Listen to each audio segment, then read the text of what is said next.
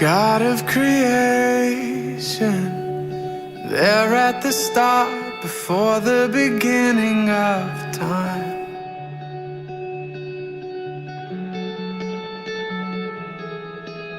With no point of reference, you spoke to the dark and fleshed out the wonder of life.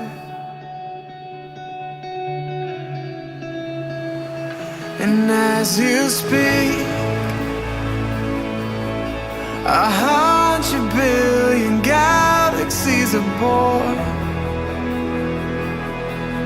In the vapor of your breath, the planets form. And if the stars were made to worship so light, I can see your heart in everything you make. Every burning star, a signal fire of grace. And if creation sings your praises, so will I.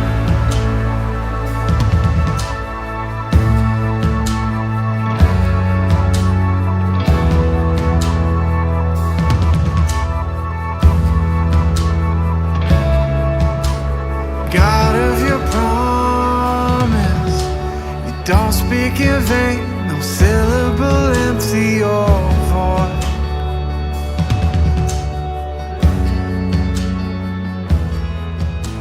For once you have spoken.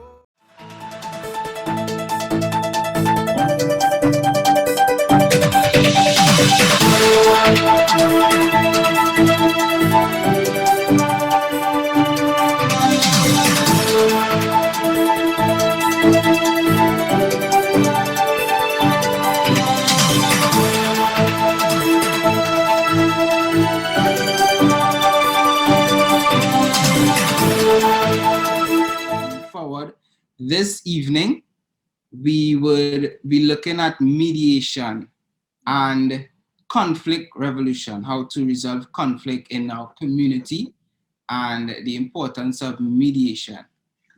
I would just like to take this time just to welcome you once again, and also to encourage those online to send out the links on YouTube and also on Zoom. We would also like to encourage you as we go along in the program to send in your questions as we go, and we will try our best to get the best answers for you. And we hope that you have a wonderful sit-in with us and you enjoy our program. I hope it is informative to each and every one of you. And I hope that, I know it is going to be a very impactful program because we are dealing with conflict resolution. And I mean, we have so many things going on right now, so much conflict around us, that this would be informative and hopefully would help each and every one of us in our lives. So without further ado, please share, and also feel free to comment and ask your questions as we go along. You could also email our church at cocoreetsda51@gmail.com. That is cocoreetsda51@gmail.com. And you could also contact us at 270-5521. Right, so I just want to do a little shout out. I'm seeing some people in the chat and on Zoom here that I want to give a shout out to. Akila Philip Salmon, we want to welcome you to our program this evening. Mr. Jamak McCoy, we want to welcome you also. Has been ages, we haven't seen you, bro. Christine Cole, we want to welcome you as well. Miss Carla Watkins-Bourne, we want to also welcome you. Mr. Keith Phillip, we want to welcome you, and we hope that this is a very informative program for each of us. Not only in the community should we resolve conflict, but amidst our, wherever we are, whether it be at work or at school for the youths or wherever, resolving conflict is very, very important, and also the importance of mediation, being a mediator. So at this time, we want to introduce the speaker for this evening, and she's no other than Mrs. Beverly Henry Emmanuel, and she is the Executive Director of the Community Mediation Services Division. And she's here to speak to us on resolving conflict and mediation. So without further ado, we will turn the program over to you, Mrs. Beverly. Thank you for being here as well. So we turn the program over to you. Thank you. Good evening. It's my honor to be here. And thank you, Pastor Henry, for the kind invitation to join this meeting this evening. Is it possible to share the screen? No? Yes, it's possible. Our tech guy will organize that for you. Okay, great. Thank you. I mean, it's not. You can go ahead. Go ahead. Thank you so much. Okay, so good evening again. And it's certainly a pleasure to be here with you. And in the next 20 minutes or so, I would quickly take you through a couple of things that I thought would be useful this evening. It's good to be in something called a youth forum. I have not been in one of those in many, many years. So thank you for inviting me. So I'm going to talk about conflict this evening, which is what led me to meet your pastor, Pastor St. Hugh, as I like to call him.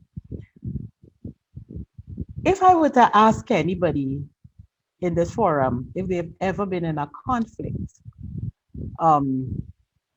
and they thought about it and said no, I'd be very surprised.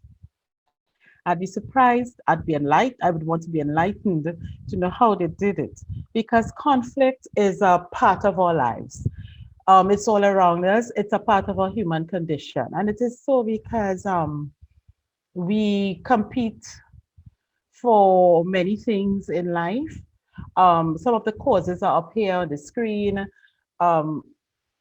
We compete, and sometimes our competition is for resources, especially now that we're all locked down at home. We can't go out, we have the same small space to use. Everybody wants to do something different. So some of us don't give in easily, some of us give in too easily. We have different beliefs, expectations, we make assumptions about people, we judge each other. We have concerns and issues, and sometimes we don't really articulate them, or we keep them inside, you know. So conflict is a part of our human condition. And when we are confined and we cannot escape from our situations, it becomes even more apparent. And I'm sure you would have heard about some of the things that are happening in our communities with this COVID-19 restriction of movement, and not just in Trinidad, but really all around us, all across the world. Now, how you perceive conflict, and how I perceive conflict, and how we are engaged in conflict, and whether we see that we have been engaged in conflict, all comes down to our conflict style or conflict management style. Now, there are different styles. All of us practice one or two or all of them at different points in our lives. Some people might have a dominant style, but most of us use all of them. So some of us avoid conflict, and that's good because you want some peace. We might avoid it because you're afraid of offending others. We might avoid it because the issue really isn't that important to you, or the hurt that resolving it would cause is not that great, or you just don't want to spend the time trying to resolve the issue. Some of us are very accommodating in that the person with whom we are having the conflict is more important to us than the issue at hand. So we accommodate their needs and we put our needs in the back, And that's not always healthy, because then sometimes you really feel that you're being taken advantage of, because you don't want to hurt that other person. You don't say anything. You accommodate conflict sometimes because you want peace in the home, because you think the other person's needs are more important than yours, so that you don't articulate how you really feel. Some of us are competitive in conflict. It's our way or no way. We must do what we want to do. We must have what we want to have, and we must have it now.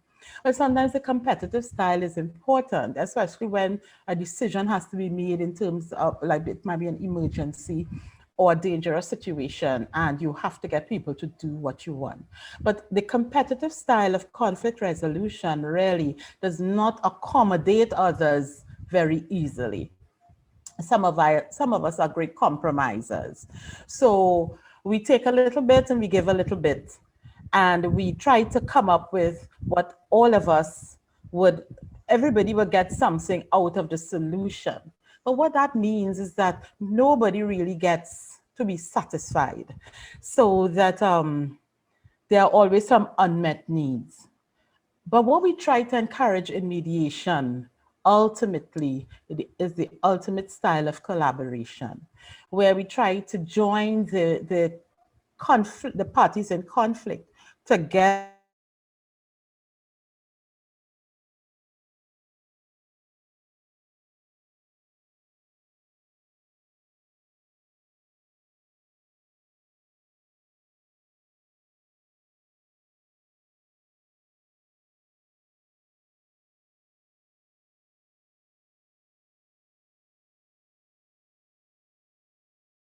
conflict. And why we talk about conflict resolution, conflict management, dispute resolution, and why it's important, because it's unavoidable as human beings. It's part of our human condition, and we just need to understand how we could get good things, because conflict is not necessarily a bad thing. That's how we develop new ways of doing things. If everything went well, then we'll never seek new alternatives, new ways of doing things. Okay, so conflict is important, and it could be very constructive if we know what to do with it. So this is my definition of conflict management. You will not find it in a book anywhere, but as somebody who works in the field and who has had to develop structures for conflict management, I see conflict management as analyzing the environment and issues which give rise to conflict and perpetuate conflict, and applying the necessary resources, practices, and strategies to increase the likelihood that the solutions developed would meet some, if not all, of the needs of all of the affected parties in ways that promote peace, harmony, wholeness, and healthy relationships. So if we speak about conflict management, there are some things we need to talk about. Um, and this is something you would find all over in textbooks, online. It's called a dispute resolution continuum. And I'm introducing this here not because I want to get any technical or anything, but I want to place the context, place mediation in a context. Mediation is one of what we call alternative dispute resolution mechanisms, ADR. Okay, there are others. I am sure you've all heard about negotiation. And that's when Jane and John have a dispute, they have differences, they have difficulties, and they try to hello? And they try to come together to talk about the issue and resolve it between themselves.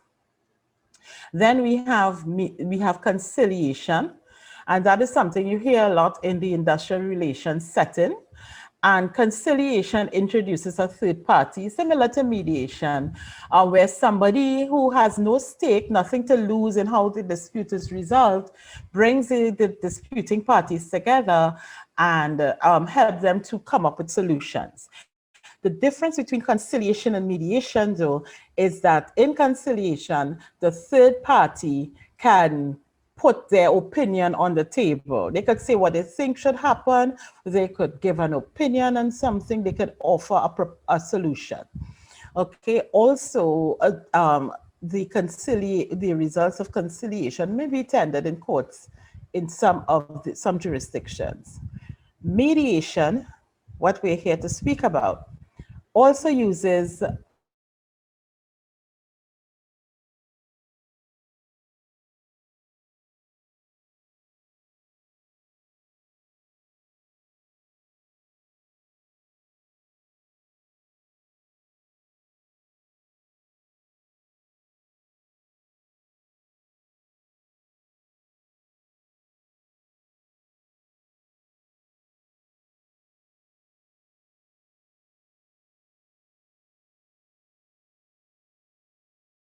and that party helps through questioning, through encouraging reason and respectful dialogue, helps the parties to generate solutions, to evaluate those solutions, and to select those solutions that would work best. But the mediator, unlike the conciliator, is not allowed to offer opinions and solutions, but only to question and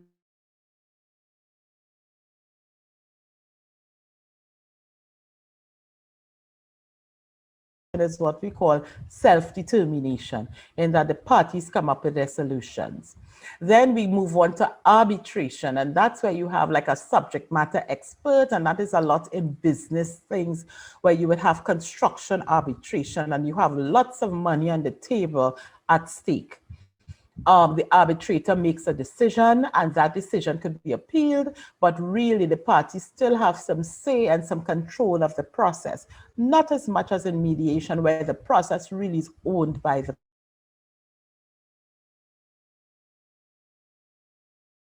when you get to court. If you are in a dispute with someone, you really, a lot of times people say, I want to have my day in court, I have something to say. But here's what, if you've ever been in a court matter, you would notice that the aggrieved parties hardly have anything to say. And when they do say anything, it's because they were asked a direct question and that's the only thing they can answer. Really, you would see the attorneys duking it out on behalf of their clients, and then you have a judge, a jury, or a magistrate who makes the decision. So adjudication really cuts out the individuals with the conflict from the solution. So that was a quick, very quick lesson in alternative dispute resolution. So now I go to mediation. And I like to, this is my definition again, a facilitated collaborative conversation. And I say facilitated because remember I was saying the third party really facilitates the discussion, the conversation. It's collaborative. Remember I spoke about the conflict management styles. So it really tries to encourage the parties to join together despite their differences, to come together against the problem. So it's us against the problem. So it's a facilitated collaborative conversation between or among persons in dispute. The conversation is facilitated by a third party who has no stake or interest in the outcome of the dispute, while the participation of the parties is voluntary. Now, it's very important to remember that a mediator has no stake. So you have nothing to gain in how the parties decide they're going to resolve their problem. The solutions arrived at are generated, evaluated, and decided upon by the parties to the dispute. So they must come to the table voluntarily. They must be willing to do it. And the solutions must be their solutions. It can't be the mediator telling them, I think it should do this, and don't bother with her on that, and things like that. It's really the parties. So just this aside just tells you that mediation really works. It's not for the faint-hearted.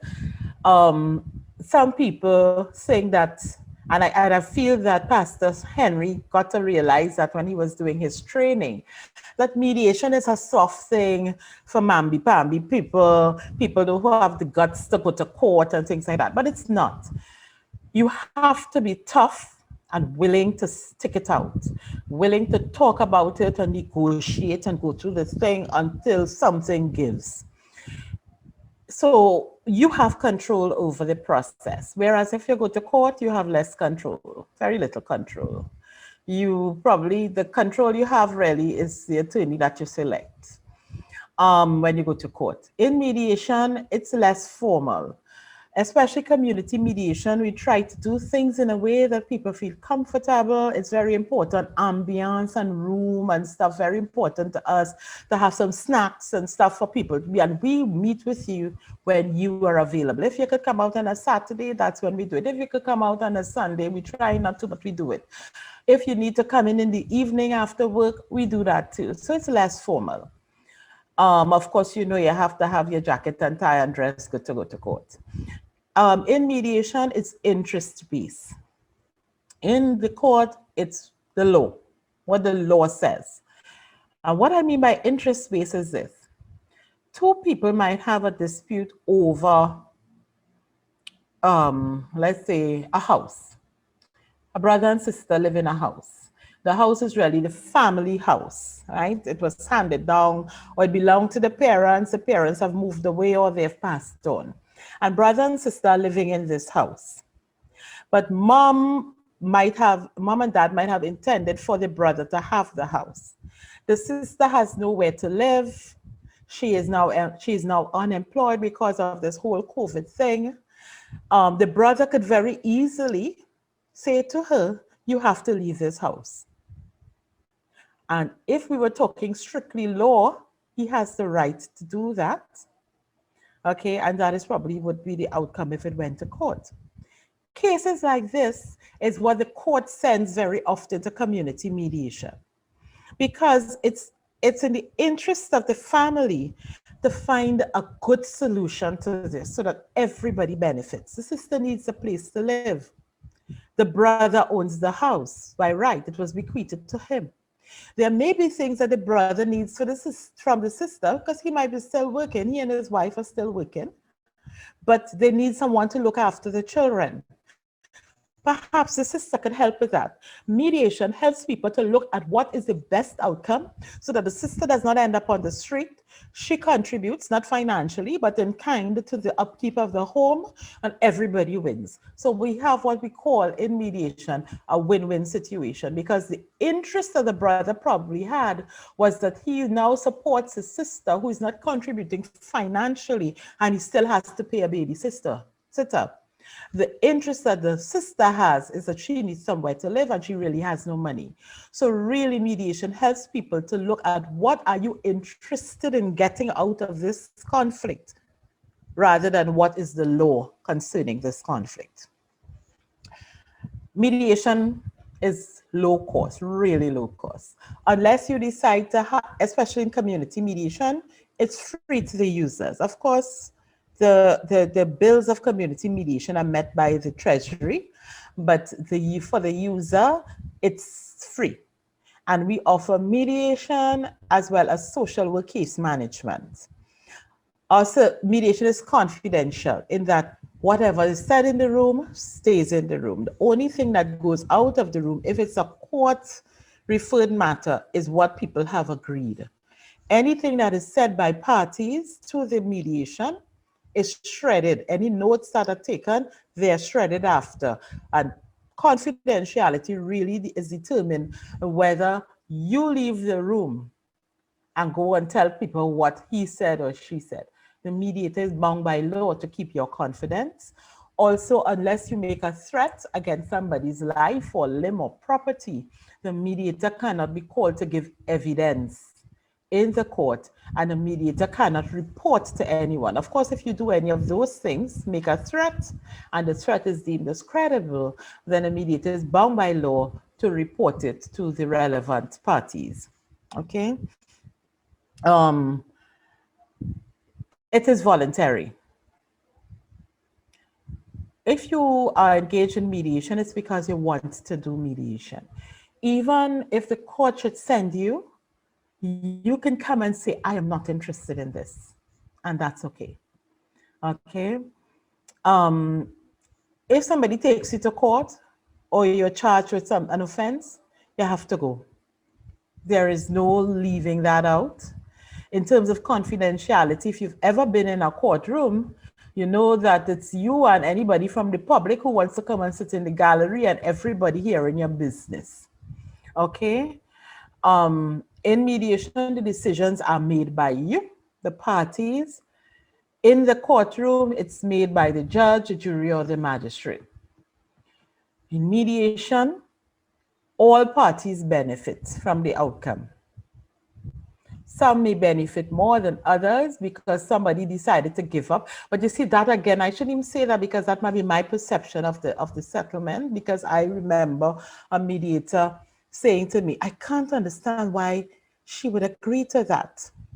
And to those things, and when I asked her why she would agree to those things, she said, because that is what would give me peace.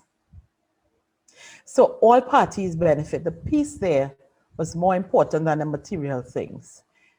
In the courtroom, somebody wins and somebody loses.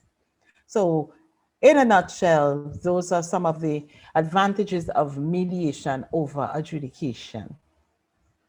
Now, I move swiftly into community mediation program, which is my responsibility and which is the reason that I guess I'm here this evening in this forum, because it is what brought me to meet your fantastic pastor. At community mediation, when the cabinet approved for the implementation of community mediation in Trinidad, there were two things that we were required to do.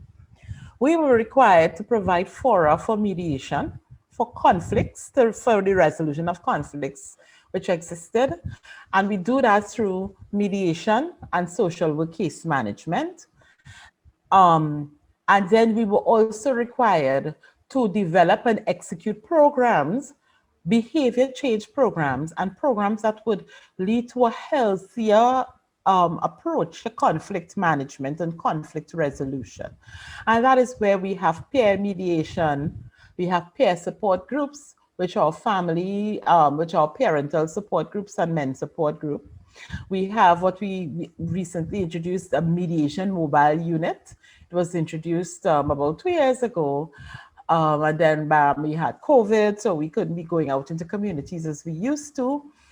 Because what that does, we have 2 coach buses outfitted as centers, and they go to communities without community mediation centers, and we take our services to those communities.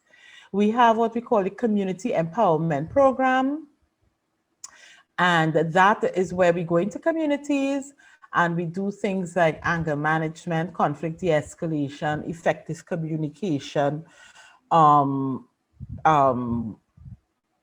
emotional intelligence, and those sorts of things to help people, again, change their approach to conflict and difficult circumstances. And because we have COVID and we can't go into communities, like all our other our services, we are taking it online. So this year, in July and August, our community empowerment programs would be virtual, so look out for it. We will let you know when it's coming. We have, of course, our public education, sensitization, and outreach efforts. And this is one where we attend events like this, or we go into communities. We publish things every week on Facebook and things like that. And these are things that deal with conflict resolution, difficult circumstances, self-esteem, personal growth and development. We have co-parenting classes, which teaches parents of children or guardians who are no longer together, romantically involved, but they're having difficulties in bringing up their children together because of the acrimony between them. We have co-parenting classes where we take you through a number of a syllabus actually, to help you to learn, help the parents to learn how to bring up their children together despite their own differences. And then we have the Community Inclusive Mediation Project, where this is what would have introduced me to Pastor Henry and 24 other fantastic citizens. And the Community Inclusive Mediation Project is a project that really was introduced. We were approached by the UN and asked to lead a project or to develop a project which will include the citizenry in peace building in their communities. So we went into communities and we looked for people through their organizations to be trained as mediators and to go back into their communities and work with their communities and educate their communities about conflict resolution, about mediation, and to actually provide the service of mediation. And where they cannot manage the case, refer it to us at community mediation. So the Community Inclusive Mediation Project is one that is a citizen inclusive approach to peace building that is geared to reducing violent conflict by dealing with conflict in communities before they become entrenched and they escalate. You know, a little thing happens, your mangoes falling in my yard all the time and dirtying up the place. I have a set of flies. I talked to you so many times about it. You wouldn't do anything about it. I sitting down and I grumbling every day because you're supposed to be my good neighbor, but you're not really being a good neighbor right now. So we have a little cold war going on, right? I trim off the branches from the tree and I fling them back over by you. And that escalates. Then we hear about a chopping incident that took place in Carenage because of a mango tree. But it was really because this conflict remained unattended for so long, it grew. Things mushroomed and grew and grew and grew until it exploded one day. Tempers flared, and then you know when one thing wrong, then you find all kinds of different things happening. People, you're looking for a cause for confusion. All right. So this project is intended to intervene in those kinds of things before they become entrenched and hardened and escalate into aggression. And I want you to, when you listen to some of the kinds of things that you'll hear on the news and you read in the papers, unless it's gang related, and you hear about people being shot and chopped and stabbed, it's always because some conflict escalated into aggression. And it's not because people set out to kill somebody, but people boiled over, tempers boiled over, and people harmed each other. So through this project, what we actually have in community mediation is a lengthening and reaching into communities. Our arms are now lengthened and strengthened and allow us to reach further into communities because people like Pastor Henry and the other folks in there are at least 7 other people in Carenage are able to intervene in communities and refer matters or mediate the matters with our support before they become entrenched. And of course, by having those representatives, you also now have access to the resources of community mediation. And what we hope is to, through interventions like the Community Inclusive Mediation Project, we have more social cohesions in communities and the encouragement of the people in the communities to really take hold of what's going on in your community because that's the place you live and you want it to be the best place possible. Okay, so I'll just tell you quickly what we did to come up with the people. We surveyed, we chose communities based on some of the demographics and some of the social issues affecting the communities. We went into communities and did a survey in Carenage. I think we did approximately 100 We executed about 100 survey questionnaires asking people about the conflicts in the communities, about the organizations they would go to if they needed help, about the people, the type of person they would look to for help. And here's what your church was perhaps the most looked to um, organization, and people actually named your organization. So congratulations. It means that you are actually working in your community and making a difference in your community. And we went to those organizations and we asked them to nominate people who work in the communities. In some communities, they actually named in Canada, some people were actually named as Miss this or Miss that we would go to if we needed help with an issue. So the Community Inclusive Mediation Project tried to identify people in the community with the qualities that were important to the people in the community as their representative.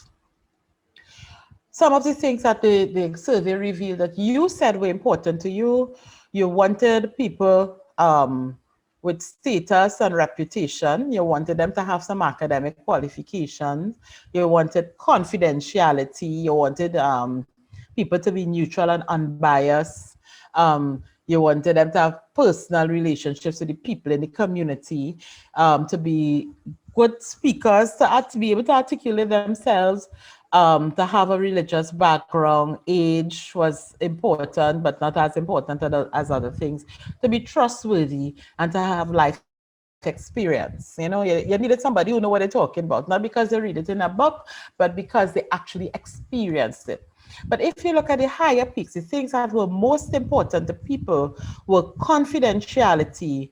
They needed to be neutral and unbiased. They needed to be able to communicate properly, and they had to be trustworthy and have some life experience. And you wanted that from both John Public, who you would go to if you had a problem, and those were also the qualities you would want to have if somebody were to mediate your issues.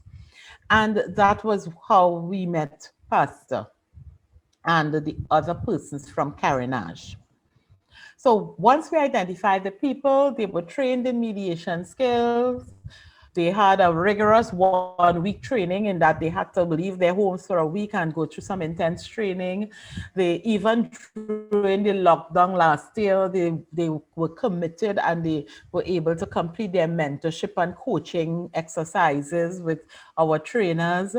And we have coming up, and it will have to take place again during this lockdown period, some what we call advanced community skills training, where we're going to be doing some courses with them in community building, emotional intelligence, building awareness, and helping them to understand issues like gender, human rights, justice, and youth issues. We're going to be dealing with anger management and confidentiality. And of course, referrals to the Community Mediation Center for family related matters and other very complex matters that their training and experience as mediators will not allow them to handle just yet. And of course, community mediation remains committed, and the Ministry of Sport and Youth and Community Development remains committed to supporting the community, the citizen mediators as they work with the communities. Now, what's the significance of this? Strengthening of the capacity of community level mediation and promoting a culture of peace in communities by including youth as citizenry. Expanding community-based peace-building structures in that if you allow this to work as citizens of Carenage, then you would have within Carenage the ability to handle a lot of the issues that come up in your families and community. And this is what we want people to be able to do. I always say it at the office, if people could resolve their issues without even coming to us, I would be really happy. I will be out of a job, but I'll be happy. And we want citizens to feel more empowered to resolve conflicts in their personal lives and in their communities. So we need citizen participation. We need you to feel empowered enough that if you see something going on in your family or with your neighbors, you could step in. You could say to people, hold up, this is not how it works. We have a structure here. We have community mediators. We have citizen mediators among us. Let us talk about this and come up with a solution that builds rather than destroys. Okay, we want you to work with your communities and your families to reduce incidents of escalated conflicts and conflicts becoming entrenched in their families and communities. And that's the importance of this project. Um, and I want to say, and I want to end by saying that this evening is, this evening, Sunday evenings, is a special time for me. I spend time with my daughter. Okay, she lives abroad. She's an adult. She lives abroad, and Sunday evenings is a special time. But because citizen empowerment, peace building is so important to me, and because I know that each one of you who is listening has the capacity, the potential, and really the deep yearning to make an impact in your community, I sent her a message and I told her we'll speak after 8 today. We'll spend that time together because this is important. So I want to leave you with it, with the idea that you have the resources in your community. You have 7 or 8 persons who have been trained as citizen mediators. They're competent. I saw the passion, and I mean, I was really blown away by your team from Carenage, especially, and their passion and how they were raring to go. Even before we were done the formal training, they had all their ideas on how they were going to do things. Even during last year, in the uncertainty of the pandemic, they wanted to do things. So the drive and the passion and is there. So I want you to encourage your community of Carenage to utilize these fine folks because they're really committed. You chose well. You chose some really excellent citizen mediators. So thank you very much for your attention.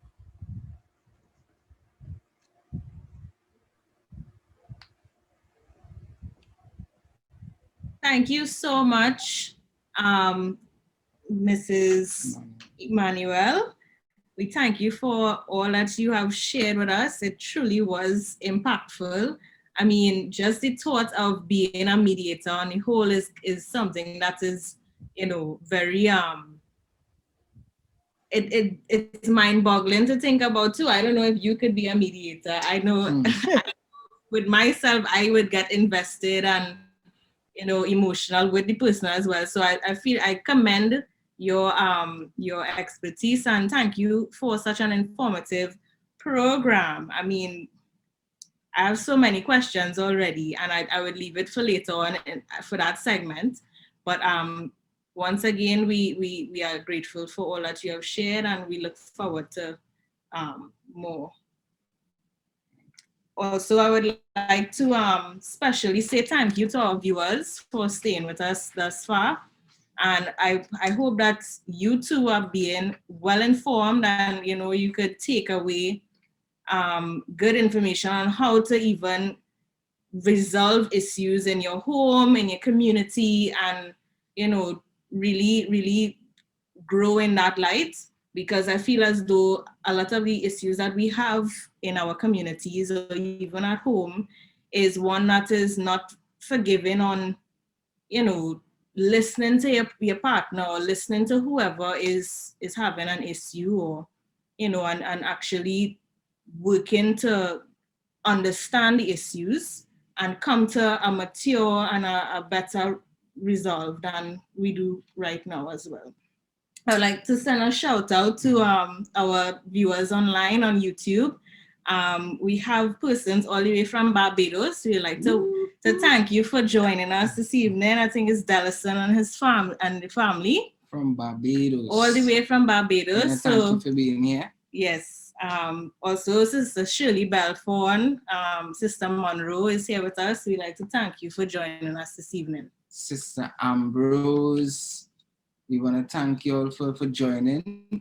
Some of you may have come on a bit late, but we know that this here program is being recorded, so you can always go back and take a look.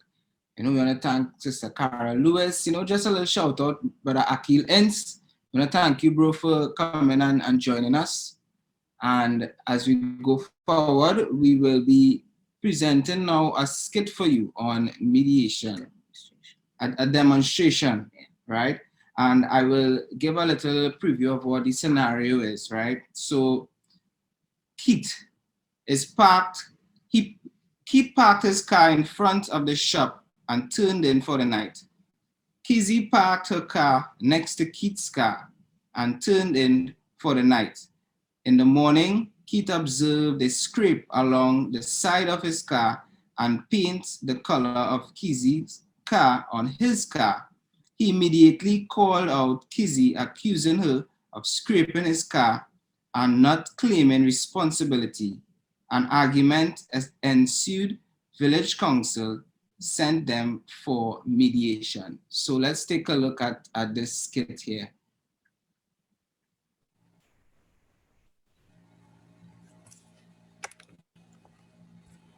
Okay.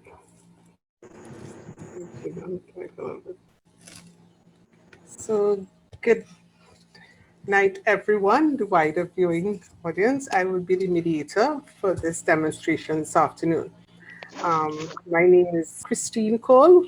I am a mediator, a certified mediator with the Mediation Board. So I'll be doing the demonstration for you this afternoon. So I'll get right into it. So parties, good afternoon. Mr. Montague and Mr. Monroe. Mr. Phillip, good afternoon. So, welcome to our mediation session this afternoon. How are you both? Good. Have a good day. I'm okay. Let me put on the screen. Oh, yeah, change the screen. Okay, so great. So I want to thank you all for choosing mediation, for agreeing to choose mediation to resolve your conflict that you've had recently. Okay, I'm so happy that you have chosen mediation as to not let this misunderstanding between both of you get out of hand. So before we go any further, my name, as I said, is Christine Cole, and I'll be comfortable with you all calling me Miss Cole. How would you like to be addressed this afternoon in the session? How would you like? Keith, that's fine, and you can call me Kizzy. Kizzy. All right, great. So it's important that we establish how we want to be addressed so we do not disrespect each other going forward and say he say and she say and he and all that. So we know which names we're going to be using. All right. So first of all, I want to go through some guidelines as to how this session would be conducted this afternoon. If you have any questions going forward or you do not understand anything, please let me know. And I'll be happy to stop it and answer your questions or your concerns. This session this evening is about you, and my responsibility is to help you resolve it as far as possible, okay? You would have an opportunity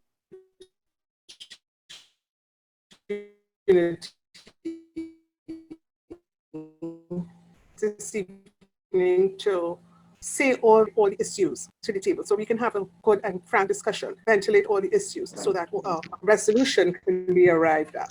The more we put on the table, the more information we put on the table is the better decision that we can come to in making a resolution that both of you will be able to live with.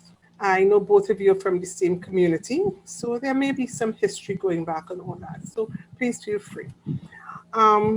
I say here that one of the hallmarks of mediation is confidentiality. And I want to talk a little bit about that carefully to you.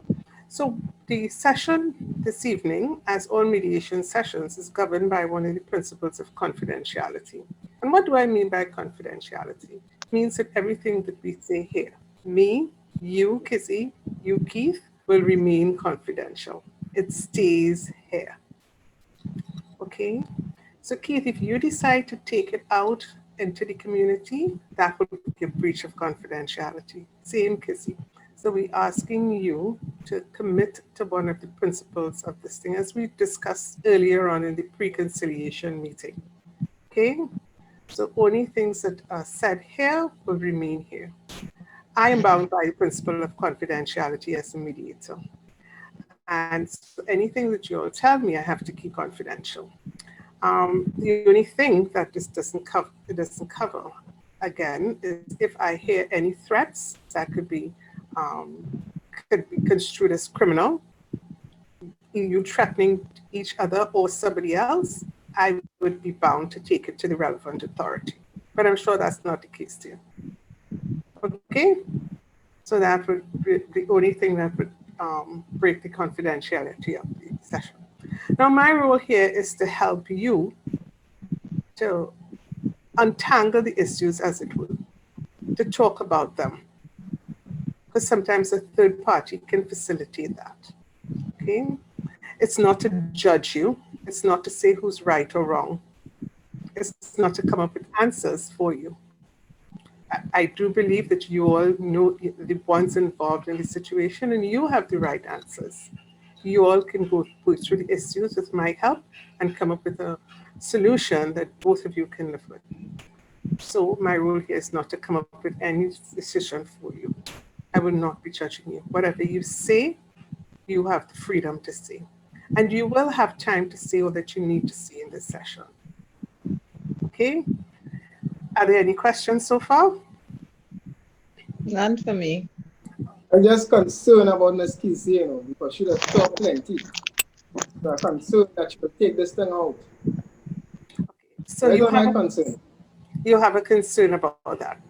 And sometimes that's a valid concern. Yes. And thank you, Keith, for raising it.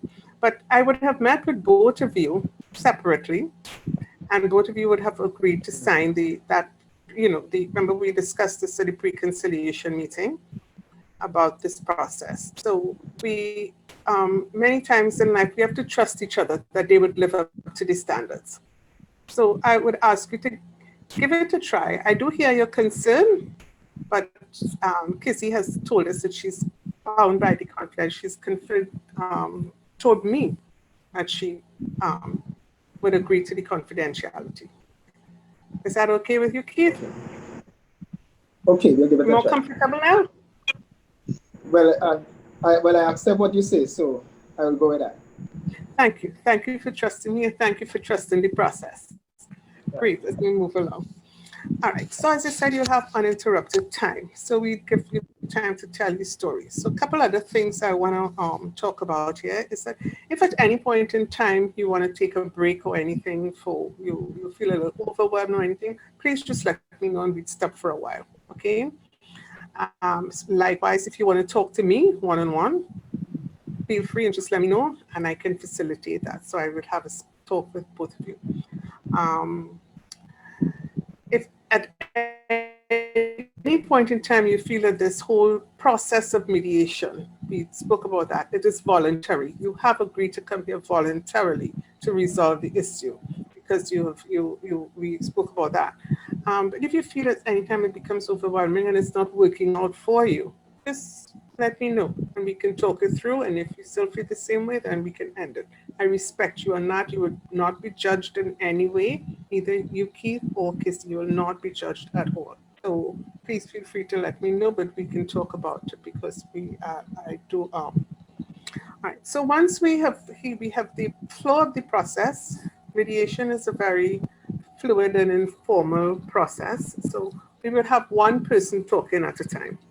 And it's very important that one person speak at a time because a lot of the time conflict comes because we do not listen previously. So this is an opportunity where we have to listen to each other, to listen carefully.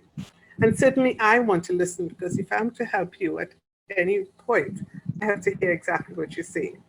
So, and I can only listen to one person at a time. So I'd ask you to speak one at a time. Now I know the issues are contentious and they have been bothering you. So there might be somebody saying something, because you might be saying something that Philip, Keith, you do not agree with. So just write it down on the piece of paper that you've been provided with. Okay? Because when your time comes to speak, I do not want you to forget it, and I'm sure you wouldn't want to forget it. But so just briefly jot it down because it's important that you listen to the other person too. And in listening, you would probably hear things that you do not generally agree with. And that's why we're here. But I ask you to listen. Listen to get a better understanding of the whole situation, as I would be listening to. Are there any questions at this time? Anything? All right. So again, my role here is neutral. I am not uninvolved in that, involved in that. I want to help you, and I want to will try my best to help you. But I'm not going to be taking any sides. Okay, I'm a neutral person in this, and I would try as best as possible to help both of you the same way, because this is your conflict, and my interest here is that you can resolve it. Once we have reached an agreement, coming out to the end, the agreement will be reduced to writing, as we discussed. It'll be drawn up in very simple language, and you'll be asked to reread it and read it carefully. If you would want to take it to somebody else you would want to verify it with, you feel free that you would have that opportunity. But it'll be very simple between both of you. And you can read it until if it's anything you do not agree with, we will rework it until you are able to, and then you sign it.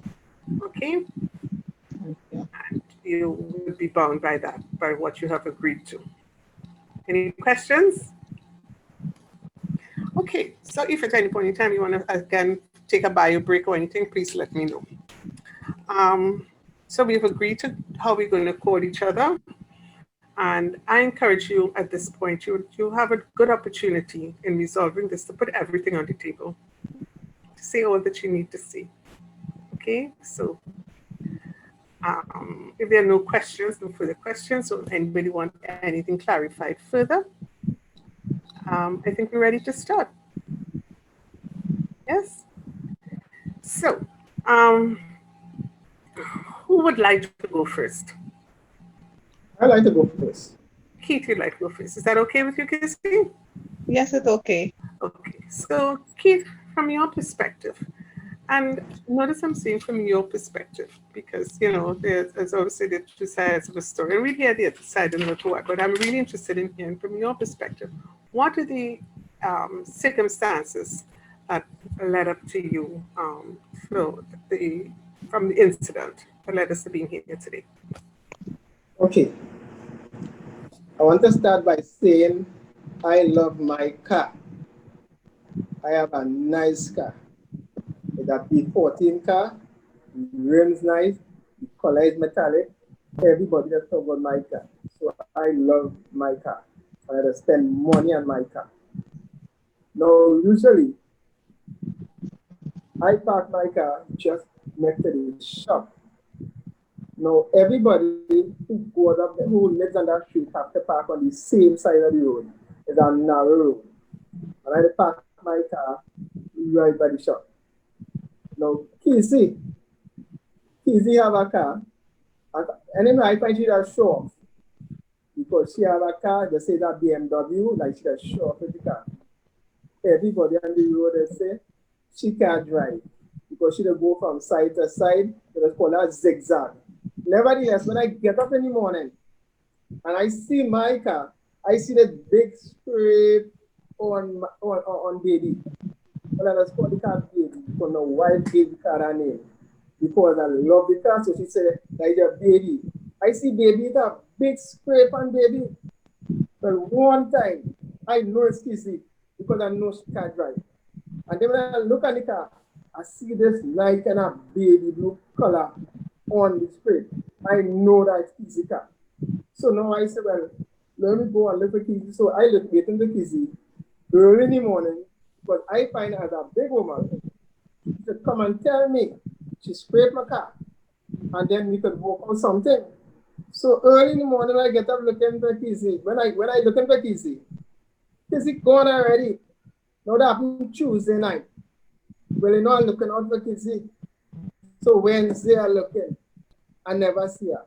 Thursday, I ain't see her. The next time I see Kizzy was Friday morning. Driving up in a BMW, and the thing can shine like a paint over. So I say, what? You bounce the car, you go and paint it over, you come back 3 days after. Well, you know, Bacchanal start. So with all the Bacchanal people, everybody get involved. And they say before this thing turn into a big thing and somebody get damaged, let's go to mediation. So we here because this lady bounced my car, she paint over her car. And now she wants to tell me she don't know nothing about that. And I can't take that because I love baby. My wife get a car and name. I just take care of my car. Everybody loves that car. And she scrape up my car and it's hurting me. And that is why we're here. Okay. So, Keith, thank you very much for sharing that. Okay, so I'm hearing your passion for your car. You even said that you love your car. That's nice. Call it baby, you said? You love your baby. Right? Okay, so so you described to me what happened with the car that you since Tuesday morning when you woke up, you noticed the scratch on your car. And all by the side, all going on by the side, by the door, the front door, the back door. In It's- this, and I see the blue color on the side of the car. Same color with kiss the car. right. Same color. So, right. And you described us you parked the car on Monday night and it was in good condition. On Tuesday morning when you get up, you described it as a street and narrow street. Hmm? Yeah. It's Yes. Tuesday, right? So it's Tuesday night you parked the car. So Wednesday, right? Yes. So Wednesday, Thursday. So by the time you're looking out for Kizzy, as you said, you didn't see her Wednesday or Thursday, and Friday was the first time you saw her since that happened. So you Yes. never didn't have a chance to speak with her during that time at all. Like, When I picked up Friday, when she come, all right. and that when it start. And Friday so I imagine from what you're saying, by the time Friday morning you had spoken, you saw her on Friday. Yes. You would have had 2 days of having this, waiting to look for her, and so you would have been quite agitated. Yeah, my pressure went up, you know. Your pressure went up My pressure and went all up. that. Yeah. And the confrontation took place on the Friday morning, and it escalated into Yeah. quite a brawl, as you said. Yeah, All yeah. right. I just want to ask you one thing before we move on, Keith. When you noticed the scrape in your car initially, on the side, did you check his car immediately, or was it parked behind you, or anything like that? Where was it parked? Well, Kizzy does park higher up the road, right? Because Kizzy living higher up the road to me, right? Okay. I the park a little lower, and she Okay. park higher up the road. So when I saw this scratch, immediately I go and look for Kizzy car. But like she get up and gone early or something, or I don't know, she was trying to run away or something. I didn't see her. Okay, so you didn't see her if her car was scraped at all. No. All right, thank you so much for giving me your side of the story so far. I'm sure there'll be other things when we come back to you in a little bit. All right, so let's listen to let me hear what Kizzy has to say now from her perspective, and we begin to Right. I heard all Kizzy? what Keith. I heard all what Keith said. Right. All right, so Kizzy, And before you start, I want to hear from your perspective what has Yes. happened from before and after. Okay, so Wow. Would you believe? I listening to Keith here, and I feeling hurt for Keith because he know I love my BMW. I even want to destroy my BMW on your B14. So you care about my Keith. 14, you want to mash it up because you have a Come on, BMW Keith. because you never Oh gosh, and I your know. B14. But you don't care about my car. Boy. I love my car. And you know what? Keith, You don't care about baby. just And you know what? Keith, before you go ahead, Kizzy. Mhm. Keith, as I said, I know the situation is really very close to your heart, and as you said, is hurting you, Keith. But really, it's really important that I listen uninterrupted to Kizzy at this time, just as I did to you. She's mocking me because she have a BMW. All right. So so let's listen to her. I know you have things to say, but I was not even home for the week. Kizzy, I wasn't home for this week. Kizzy, Hmm. at this point, Kizzy, at this point, Yes. could you address me? Tell Yes, me what yes, yes. happened. Miss Yeah. Cole, Mhm, Miss Cole, I was not home for this week, you know, mhm. for that week. But you know, when Keith saw me Friday, the way how Keith approached me, huh, Keith like he wanted to fight with me. He wanted to fight with me. He wanted to choke me. And he told me, why do baby? Where you do baby, girl? Where you do baby? Where you do baby? I will fight with you because you have a BMW. You feel better than everybody. And I say, but what going on with Keith? What I do your baby? What I do your baby? He said, I scrape up my baby. I scrape up his baby and I went and paint my car after. And I want to know, I know Keith long, long time, you know. I know this man long time, but it looked like Keith he jealous me. Keith is a jealous neighbor. I was thinking, no much thing I want to do. I want to leave this community because of Keith. Because of this neighbor of mine. Because of Keith, boy.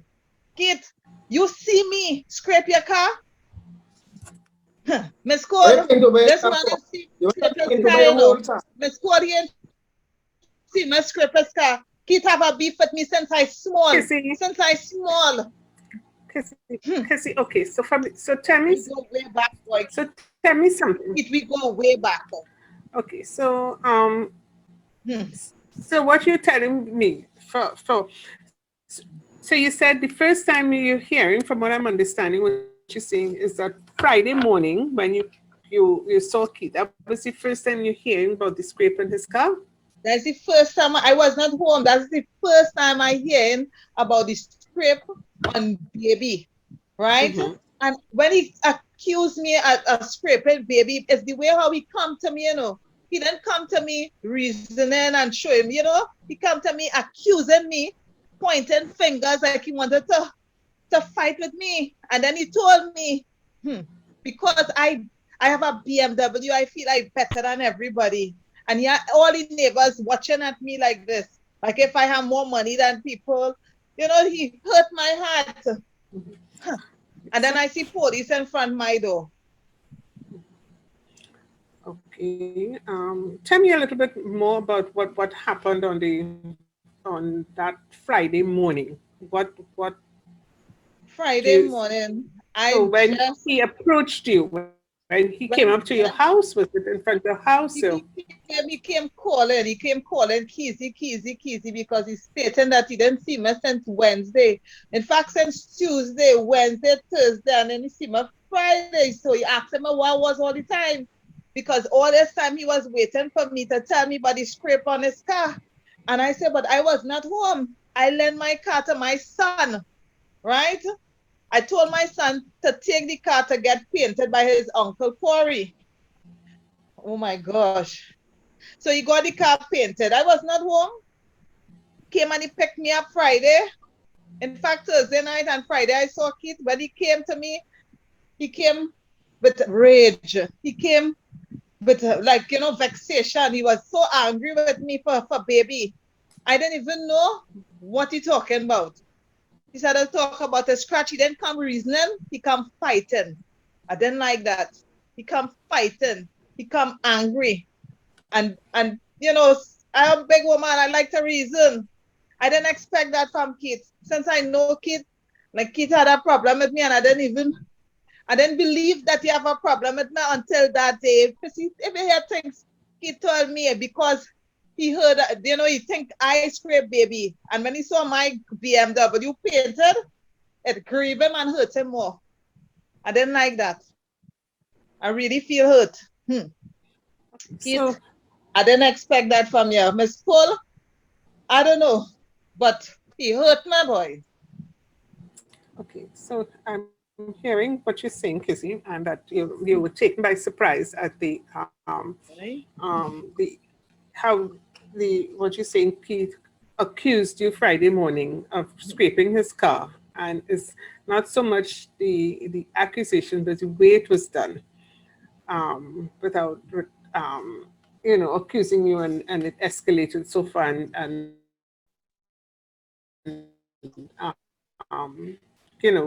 given the history, you're living in the same neighborhood all these years, that it took you by surprise, and it you know, you are quite upset up to this time. Um, Tell me something. I want to get a little more information for clarification because some things I'm not clear at what you're saying. Okay, so you said that you were not home for the week, so your car was not. You didn't drive up the that area. When did did you send your car to paint, as you said? I gave my son the car Monday because I had an engagement in Tobago. So I told my son take it to his uncle. In fact, his godfather is his uncle to go and paint, right? That's Corey. And Mm-hmm. I don't know. Well, Thursday night he came and picked me up in the airport. And Friday I heard keep talking, but my car was painted. Thursday. Thursday Okay. it was painted. He came and picked me up in the airport because he was to take it to Corey to get it painted. Okay. Right? So what you're saying, from Monday you went to Bagel and you gave I your had car, engagement. son the car from Monday to take to his uncle Yeah. to paint.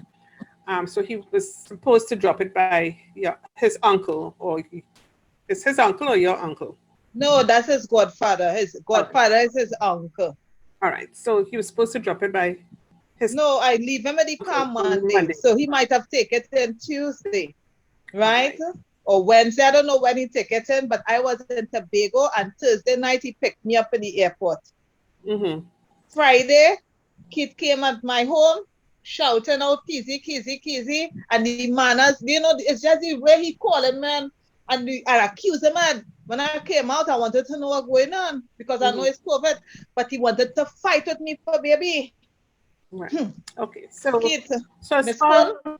so as Let far me as tell you you something know, I didn't tell you, right? just a minute, Pete. Just a minute. Just Right. want to finish up with Kizzy a little bit. So Kizzy, as far as you what you know, you went to Tobago on Monday and you handed over the car to Corey to take to his uncle to No, get I give painted. it to my son. I And the give my car right, to my son to take it right. to his godfather, which is his uncle.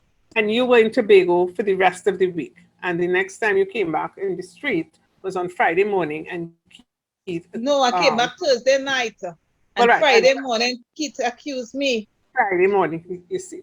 All right, so we have a timeline. So, as far as what you're saying that you don't know anything about your car scraping the other car. Um, so let me talk to Keith a little bit now because there were some things he wanted to say, but I want to come back to you to get a little more information. So, Keith, Yes. I see you have a burning question. So let me hear what you have to say now. Look what I am seeing, right? My car get bounced Tuesday night. The same color on my car is the color of Kizzy BMW, right? Mysteriously, she's saying she was in Tobago and it disappeared for 4 days. And then it come back paint up real nice and looking good. And she don't know nothing about that. Well, the old man who lived next to the shopping behind there, he told me sometimes he couldn't sleep and he really see this car bounce my car, but he didn't want to say nothing. When he hear me quarreling and when he hear the thing getting out of hand Friday, he come and say, Mr. Keith, I really hear when that happened because I couldn't sleep and I'm looking out and I see this car bounce a car, but I don't want to get nothing and don't call my name. But the old man see it, he see that, and I know it's Kizzy bumped my car and she went and painted. All right. And all she had to do is come and talk to me like a big woman. If you talk to me like a big woman, so Keith, couple of things now. So from where I am listening to you, you did not see Kizzy's car No. the Tuesday after it left. All right. So you did not see her car. You did not. From what she has told us, is that she went to Tobago from the Monday and she gave the car to her son from the Monday evening to take it to get it painted. That same period of time. So that would explain why it was painted. It was en route for a painting one time. Would you, yes? So she's saying that it was going to be painted. Now, let's explore a little more. So she did not have access to the car at that time. So is it possible that somebody else may have been driving the car, or it could have been another car? Because you didn't see the car, you didn't see who bounced through the night, you didn't see the scrape on it, and you did not see the any damage on Kizzy's car. I didn't see, Tell me, but that's tell me, color the paint. tell me why. What you so you're insisting that it is you know. Is there anything else you want to tell me why you know that um you're saying that it's Because, Kizzy that bounced your car? Tell me. because Kizzy in the area, like she feels she's a kind of prime minister or some kind of thing. So she the only person with that kind of car up there. And she can even drive. But anyway, we talk about that. She the only person that kind of car. So when she driving up that car, all her glass up. It's in dark. She not stopping people calling. Miss Casey, but like she doesn't study nobody. Like she in her own world. And she driving up and she going to the big house up there. And she going, I don't know if it have anybody else living in that house. But like nobody like Casey because Casey like she don't like nobody. Everything is her own. Like she the rich woman there. I don't know if she move from there and go and live in some area with her rich people. She live in a poor people area. And I thought she doesn't be moving up there. I know it's Kizzy bounce my car, but she find that I a small man. Kid, all right. So what I'm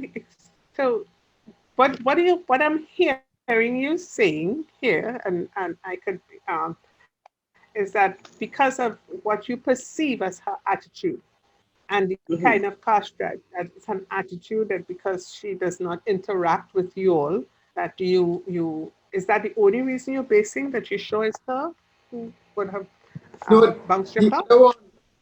other one is that to go up in the street, most of the time you have to go up in reverse. And you will children that say that miss zigzag because she will be racing left, right. So I teach you reverse into my car. That what I said, the side miss zigzag. And there's run from the road when she driving up. Because she had to turn and reverse. And she can't drive. Then how do we say? Well, so tell me from your perspective now. She indicated that she was not there until Monday. What do you have to say about that? Well, if that is true, then it is son was driving and bounce my car. But that same car bounced my car. So she probably had to go and talk to her son. Miss Cole, I could butt in. You know how my tickets, my airplane, my flight tickets, I have it right here. I make sure and walk with it because I was hearing him talking that I bounces can. I wasn't home that day, you know. Look, I have, I'm a tickets. I came in Thursday night, late flight. Look all my tickets here. Look everything here. And if it's my So, son bouncy card, Well, next if thing is my her son son. bouncy card, I will Keith, talk But to your him son and bounce. find out. Keith, I will find out from my Keith, son because I believe in fairness. Keith, I believe in fairness for everybody. If my son bunks your car, I will find out and he wouldn't lie to me. Keith, just a I minute. didn't raise him up so. Keith, just a minute. So, um, okay, so we're making a little bit of progress here. So what I want to do now quickly is I want to speak with both of you all separately. Okay, so Kizzy, I want to speak with you first, probably just 5 minutes. So Keith, I'll ask you to just hold on outside a little while I speak with Kizzy. All right. Um, so Kizzy, so you've heard what Keith had to say. You were there. Now, before I go any further, this level of me meeting you separately has a different level of confidentiality to it. So what we speak about here will be between both of us only. Okay, so feel free to tell me anything, and I cannot take it back to the main session until you give me permission. Okay? So you've said that you were in Tobago with from the Monday night and you gave your son the car. Did you have a conversation with him since you were accused of No, Since Friday morning, I didn't ask him anything about the car. He told me go in and take it to paint. But since you know Keith's car bongs, I will find out from him, is it right? possible to call him now and find out? Yes, I will call him now. Call him now I'll and give him find a out. call. Hold on, and I'm gonna get my phone and give him a call.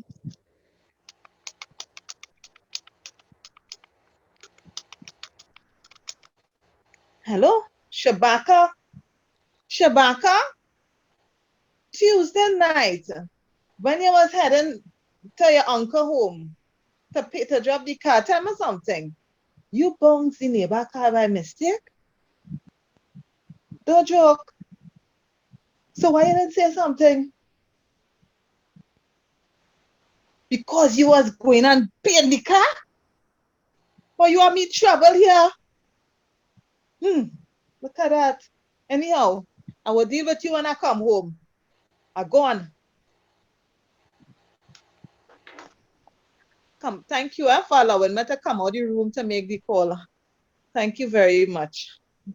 You know, So, I now call my son, and my son told me he really scraped Mr. Keith's car, but he didn't tell me nothing because he was taking it by his uncle, which is his godfather, to paint it. Well, look, trouble here. If I go and tell Mr. Keith that, he will really, he will eat up. Oh gosh, Miss Cole, you can so tell how? it for me. You can tell it for me, please. All right. So I'm feeling shame, boy. Oh gosh, I'm feeling shame. All right. Wait. Feeling real bad now. All right. So this puts a whole different spin on the whole situation as it is right now. All And you right. know, So I want you to tell him too, you know, don't judge me because, you know, God bless me with a piece of money and I like nice things. So I buy a nice car, just like how he love baby. Tell him stop saying them things about me now because it's he making the neighbors and them watch me different. Like if I'm better than everybody, you want me to move out since I'm small and know him. I respect him. I know him, you know. When I wasn't driving, he used to give me drop and thing. Now I start driving, he get vexed with me. So talk to him for me, please now. So yeah, here what Kissy. So I'm glad we were able to get some clarification on that.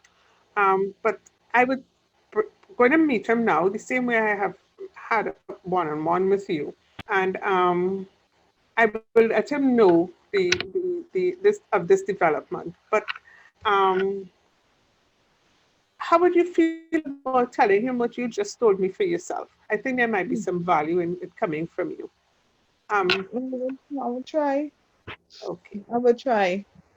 All right, great. So I would speak with him now. You just hang on in the room outside, and then I'll come back to you. Okay? And then we come back together. Keith? Okay. Yeah? Keith. Yes. Okay. So thank you for waiting. So before I go any further, I want to tell you that this meeting that we're having here, me and you now, there's a different level of confidentiality to it. So what we discuss here stays with us, except you give me permission to bring it back. Okay? So I have some more information from you, from Kissy. And I'm going to share it with you now because she asked me to share it with you.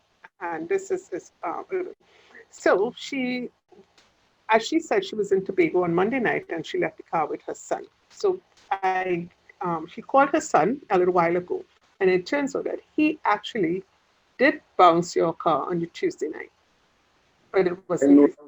car and then go and He paint had it. he had the car, but he probably got a little bit scared, and he was going to paint his car anyway, so he didn't mention it to his mother. And look how baby out. Baby looking bad, baby looking bad. Look how baby looking. And my wife saying, Keith, look at baby. And I couldn't tell what baby. Look how baby was looking. And she didn't So say that but she with baby that. so she just found out. She just called him while we were there because her son didn't tell her anything. So Oh, she's she didn't just know. found out. Didn't She know. didn't know. She had no idea. So there are a couple of things she wants to say to you because she's feeling a little embarrassed about the whole situation now. Mhm. And she's when we come back together. So a couple of things she asked me to share with you, which I indicated her that I think might be there's some value in her saying it to you. Mhm. So she's going to approach that. But there's some other things I want to ask from you because even apart from the bounce of the damage to the car, there were some other issues. I don't know if you want to speak about it now because you're all neighbors about your attitude towards Kizzy. Is she living up in a big house? She driving this big car and all that kind of things like that. What was your relationship with her before? Did she always drive a BMW? Did she always say, what was your relationship with her as neighbors from a long time? What? But for a long time, it was normal and normal, everybody talking and every poor people in the area, everybody looking out for one another. But when time she just started going to school and she had no time for people, and next thing you know, she driving big car and she driving past everybody. And nobody don't like that in the village because she was one of us. And all of a sudden, she driving past everybody and the glass is right up, and everybody's small and too big. So she just changed and everybody just so, and So that's why people don't like there was a time. So there was a time when they all will like live like everybody. dictators. All right. Everybody. So the only other thing I wanna she wants to say a couple of things to you now, and I would probably have a couple of things to which I've jotted down, which she had asked me, but I think there'd be value in saying it. Now, with respect to one other thing before we go back, with respect to the way you had accused her, confronted her on the Friday morning with her, accusing her of bouncing the damage in your car. What is your take on that now? How are you feeling about that now? Well, Do you have well, do you maybe I think it should could have sound like been that, done differently? but for 3 days, right? For 3 days, baby in that condition. And for 3 days, she out of sight. And when she appear, her car paint over nice. I mean, how you gonna feel? It feel like All right. So you're now, bound to car. well, right. So now that we have this other explanation that it was her son and she didn't know anything about it, and I'm asking you, and it just for a moment to think about it going forward. Um, if this thing was to happen again or a similar situation like that, um, now that you have more information about it, what are your thoughts? And do you think he was still justified in approaching her that way? No, I don't think that. I don't think I should approach him that same way. But it just come out Yeah, because at the time. everything add up, everything add up. The paint on the car missing, the car come back, paint, everything add up. But then sometimes, although it look right, it could be wrong. So probably we could discuss that. So is this something you'd be willing to share with her when we go back inside? Yeah. Yeah, Is according this to what she, okay? according to what she say. Because if she come back with this kind of big shot woman thing. But she's very contrite now, and she's willing. Okay, She's a little bit embarrassed, so she really wants to put this behind her. all right. Okay. All right. So we bring her back in now, and we continue. Yeah. Um, Kizzy, Hello, and thank you, thank you. okay. So I've met with both parties. Kizzy, we spoke about something related to Keith, the additional information you've given to me that it was your son who was responsible for the scrape on the car, and you didn't know anything about it until a little while ago. What would you like to say to Keith now? I would like to tell Keith, I will I will fix your baby. I want to fix back your baby. I will Yeah. fix your baby Number one there. just how you like your baby to be fixed. And I Yes. want to say sorry for, any misunderstanding. My son didn't tell me anything. Just now, I went outside and I called him and I asked him, and because, he was taking it to get painted, right? Because he was going to get it painted, he said, well, he would just overlook that. And I said, why didn't tell me something? Because, this we would not be here today. If he'd have told me something, I'd have come down and, and talk to you. But I didn't know. So I'm really sorry. I apologize. And, I was feeling a little hurt too how you approached me. Because, I know you a long time, Keith, but when I was not driving, you as a man used to pick me up in your baby. You remember that time? Yeah. You remember that time when we went down Stop there to and the wait for you to come down center? to make Keith, sure you you get drunk. remember? Yes. Remember that I time when we remember went that down time. by the homework center and you picked me up in your baby? That's right. I You was know, I real must tell you happy. moments. Hey. Well, I always know you're a woman of integrity and class, eh? I always know that, eh? Oh, And I know gosh. this would have never happened. Oh, gosh, Keith, I really appreciate that. Yeah. Always that kind of woman since long time. If you Yeah, don't we know was that, they real have never good. happened. And we still don't know. You see them children is something else, Them children get you in Yeah, trouble and boy. mash you up, Them children But are I easy. never fight a Them battle on children, my them own. children. All my battles is with my son. I have to be fighting all my son battles because I ain't easy now, kid. I didn't know Well, that boy, if he did tell me children. something. It take a village to raise a child, A village, A whole village to Oh raise a gosh. child, It's not Yeah, easy it's with true. children. Children. Yeah, but Wow. So, my baby will fix and everything will be good. Yeah. So I will fix that. I will take care by Nice. the person who fix up my car for me, I will carry your car to fix up. I will do it over your whole car. What color you want it? I know you like yellow. But I got to talk to my wife because she got tell me Huh? what color she want to wear. Yeah, any Yes, color man. you want, you tell me and I will fix that for you. Yeah, Right, you can boy. talk. I will talk to my Yeah. We wife. come from far, boy. We come from far. We Too come far, too from far, real far. I know you too long far time. that. And I won't move out Yes. again. I stayed in my community, No, yes? All you we're know me going. better than anybody else, yes? Because you can move, you have to stay right there. You can't move, you have to Oh, stay. gosh. I like your smile, boy. You have a nice smile. You Nobody know ever that. tell you that. You okay, know so that. the Keith, Oh, Why and you always tell me that? hey, tell your wife hello for man. I'm a killer though. Huh. Yeah. Wow. And she Keith was and glad, Keith, to know baby coming back. Yes, Nice of yes. that. Oh, gosh. so Keith Oh and gosh, Kizzy, I'm real happy. Yes. Oh yeah. I don't know how to stop Yeah. smile. Oh gosh. Thanks for making me smile again. Woo. Like Botox on my face. okay, so Oh gosh. Keith and Keith, Kizzy, I'm real happy. I Woo. would, Oh I can gosh. see So long I laugh, boy. Huh.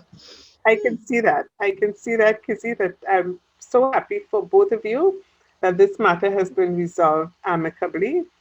And as you can see, really a big misunderstanding there. So thank you all for choosing mediation. Thank you all for allowing the process of mediation to work for you. And we would talk about, a little further about the when and where and what time, because you have already committed to fixing the whole car, and we finalize all those details. Thank you. Baby, canning, baby. Thank you.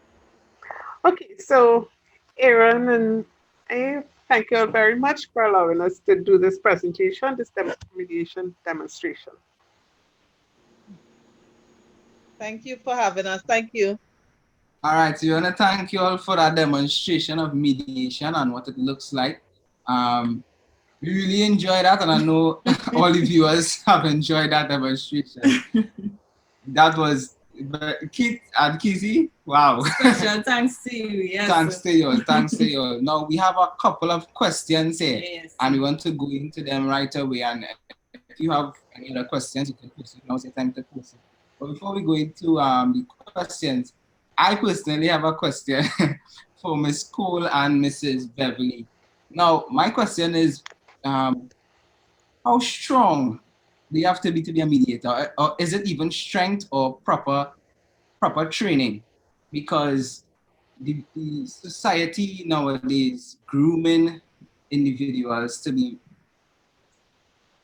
gossipers and in bacchanal and you know when you go on Facebook you see people thing and you just want to be you want to share your opinion and all these things. And even while I was watching this demonstration with Kizzy and Keith, I was here in my own little space shouting out Jerry, you know, because it have that kind of, you know, effect. So is there any hope for me and for anyone out there who in that same light, you know?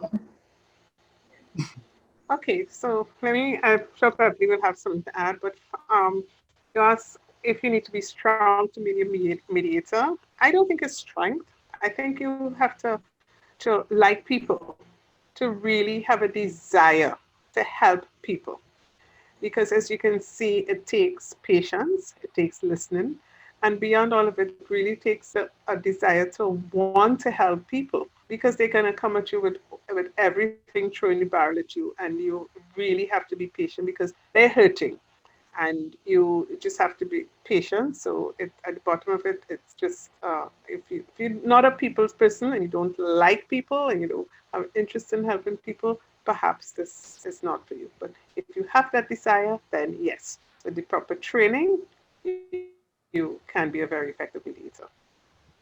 I want to add to, I agree with everything that Christine has said, and I want to add that it's important to know yourself, know your strengths, know your weaknesses, know your pressure points, your hot buttons.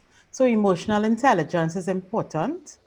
And it's critical for a mediator to be able to step back. And when I say step back, it's to understand it's not about you. It's about the people in front of you. It's not your issue. So you have to be able to step out of it and don't make the process about you. And that takes strength of character. So that is important. With the right training, you learn, but you also, as Christine said, you have to have the passion for wanting to help and understanding that you do not need to be the hero of the situation. And I think that's an important thing for a mediator. It's not about you.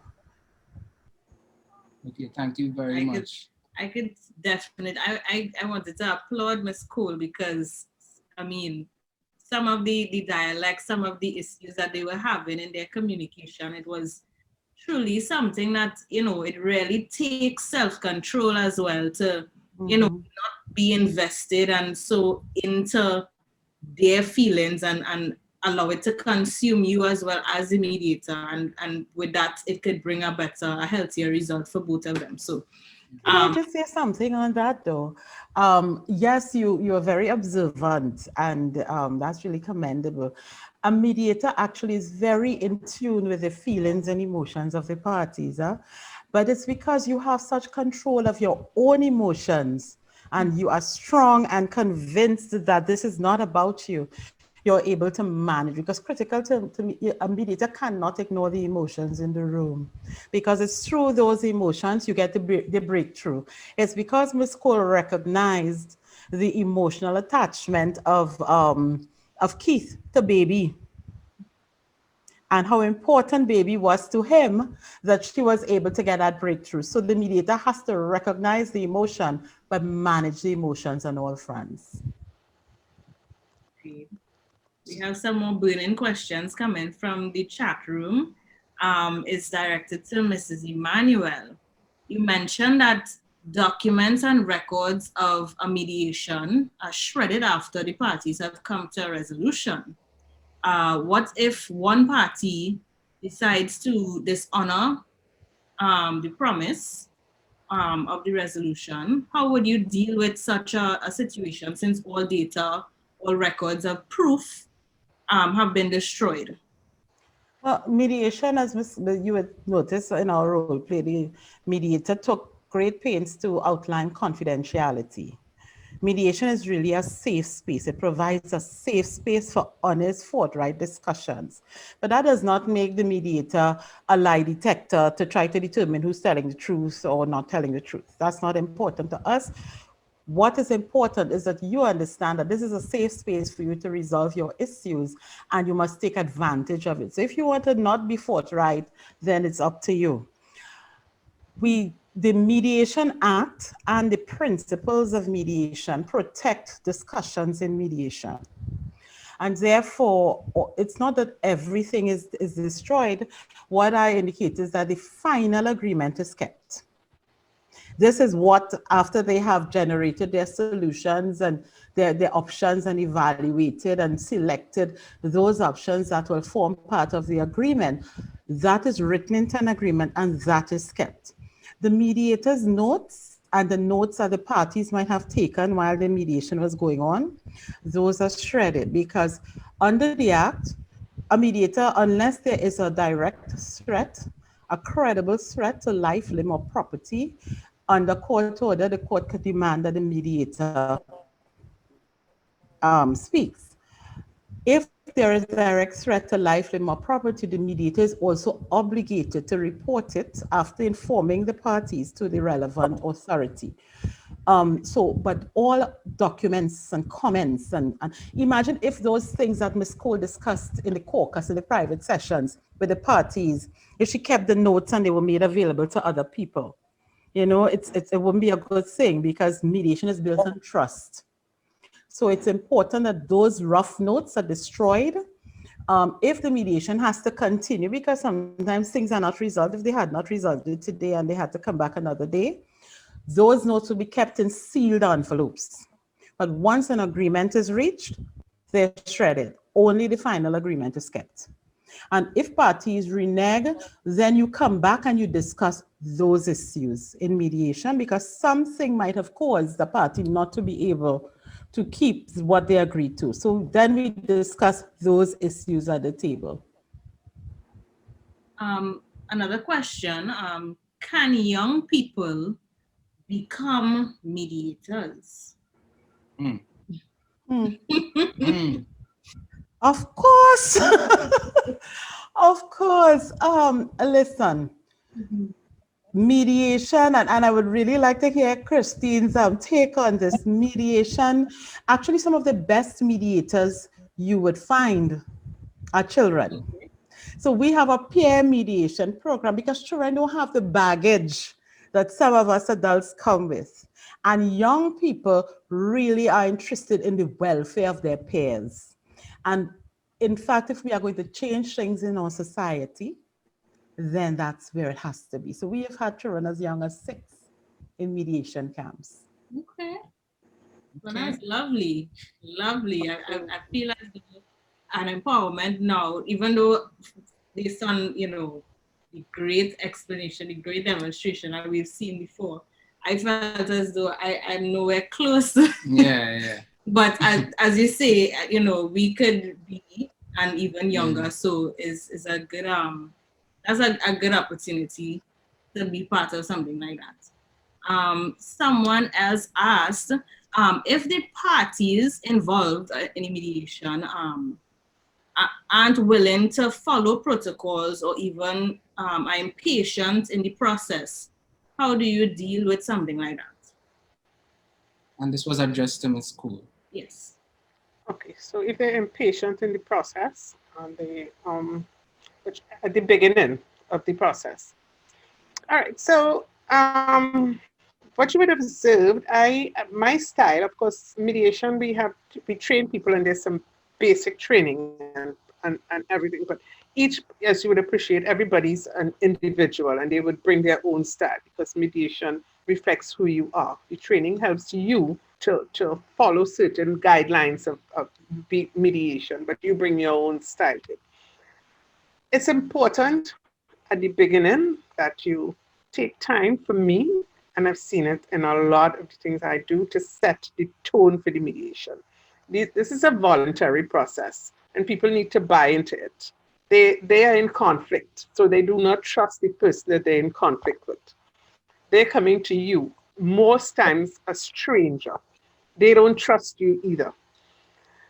But they would trust you because you're neutral. But you have to build trust. Let them, allow them the space to trust you and to trust the process. So I take a lot of time explaining the process to them, what will happen, what we're going to do, and asking them for any queries. Because a lot of the time they might have, I wonder if this one, as Keith would say, I don't think Kizzy will keep confidentiality, trying, she would do that. So again, you would have seen that he began to trust the process. So, okay, I don't really feel, but I would give it a try. So you might think that some people might, the disputants might think it's lengthy, but it's worth it to spend a little extra time to lay the groundwork and to lay how the process is going to flow.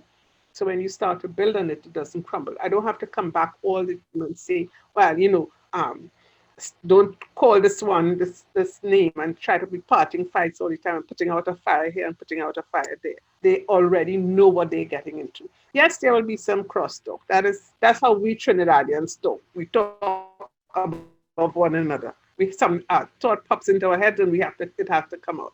But that's okay. That kind of interchange doesn't really bother me anymore because I know that's how Trinidadians are. But if it gets too much and if I see it's bothering the other person, then I intervene. But it's worth it to be patient at the beginning. Just a small. How long could these meetings go for? What's the longest? A mediation session is generally scheduled for about 3 hours. However, as this was a very truncated one because I worked with Keith before and Kizzy, and we knew the time frame we had.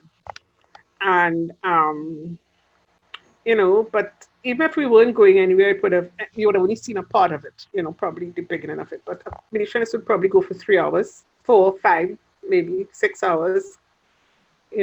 But it can take a long time too, because you would have, sometimes you figure you're reaching the end and they put in something else that you have to deal with, and then you're reaching there. I mean, I would have that whole issue with Keith and the little bit of jealousy going back, and that was something if in a real session I would have explored. Let's go back a little bit on that, because that would have been for me worth exploring a little bit, and it might have come up again. Kizzy wanted to talk about it too, so that would have been a whole, pulling that apart and getting to the bottom of it. So your answer is between 3 to 6 hours. Okay, so we'll take one more question because we're looking to wrap up, right? So this last question, the person says, I see that the perceptions of one another play a big role in conflict. Can you take a little time to speak about the role that perceptions play in conflict and conflict resolution? Anyone? Everybody want to take that?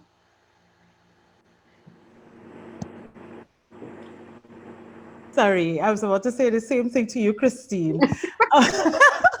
Okay, yeah, perceptions. Remember, we all come from different backgrounds. We've had different life experiences. And mediation is a communication tool. And the beauty about mediation is that you are provided with a space, and a good mediator, as you saw, a good demonstration, helps to break down those perceptions by the questions, so that it becomes, there's a commonality of understanding of the situation, because we have different beliefs, expectations, aspirations, concerns, and hopes and dreams. And sometimes they don't come together. But in mediation, the critical thing is to help each other, help the parties to see each other's perspective and to understand the issue from the different perspective, because we're all different. Yeah, like that.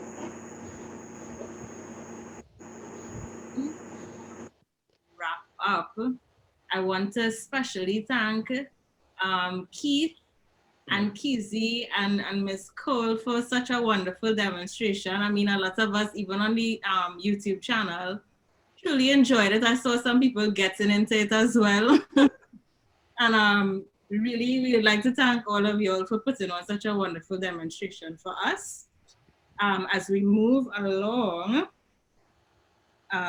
we just take the time to thank all the viewers for staying so long. I don't know if anybody realized, but this was so enjoyable and so well thought out that, you know, and so interesting to everyone that we actually we almost hitting 2 hours, which is good. So that means that, you know, a lot of people are interested and enjoying the program thus far, and we thank you for being with us and staying so long after the time. Also, we like to thank our presenters as well for even staying as long as they did and sharing all that they did, because it was truly impactful. It actually encouraged me to think about, you know, being a part of a mediation team and, you know, asking more questions about it. So I'm appreciative of this initiative. So Yeah, so thank you to also to Kit and Kizzy. They are part, if we didn't know, they are part of the mediation team as well, correct? Mm-hmm. We wanna thank them as well. And before we wrap up, we would just remind you all that if you all have any questions and concerns, you could email them to the Cookery Assembly Adventist Church email address, which is cookerySDA51@gmail.com. Also, you can contact us at it's 270-2251, I believe, right? So we want to thank you again, and youths, as Mrs. Cole said and Miss Beverly said, you can be a mediator. So if you do a self-evaluation and you see in your young age that you are somebody that always like to keep the peace and, you know, always like to resolve conflict, then you should invest in your gift, and hopefully in the future you can become a mediator, right? So thank you everyone and good night. See you all soon. And our next forum is on the 20th of June and we have a very interesting topic on that night. Yes, stay tuned. Stay tuned. Be looking out on our social media. You could check our Facebook page, Cookery SDA. Also, you could stay in tune with us on YouTube and also on Zoom. And we look forward to seeing you all in the next 3 weeks. All right, so take care and see you all. Good night.